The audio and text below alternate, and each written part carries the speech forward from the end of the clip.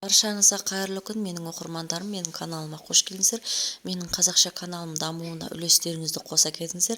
Подписация бөлімін басып, қоңырауша белгісін баса кетіңіздер. Сіздермен Динара бүгін смузидің жасалу жолын көрсететін боламын. Ал кеттік. Ең алдымен ыдысқа кивиімізді қабығын аршып, турап салып алдым. Және де бір дана қияр мен бір дана алманы жуып, қабығын аршып, блендерге салып 3-4 минут көлемінде жақсылап араластырып алдым. Достар, осы смузиге бір шай қасық балды қосып, араластырып ішуге кеңес беремін. Бұл смузиді қыс мезгілінде таптырмас дәруменнің бірі.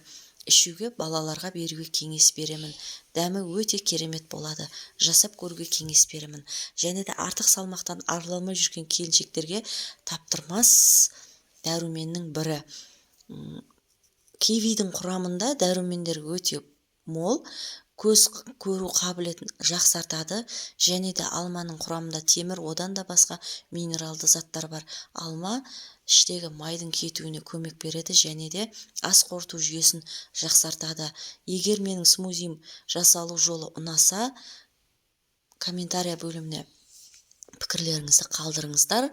Ұнаса лайк басыңыздар. Керек қажетті заттарды описание бөлімінде қалдырамын. Достар, алдағы уақытта өзім білген видеолармен бөлісіп отырамын. Мен сіздермен қоштаспаймын. Келесі видеода кездескенше. Достар, менің каналыма үлестеріңізді қоса кетіңіздер. Ас болсын.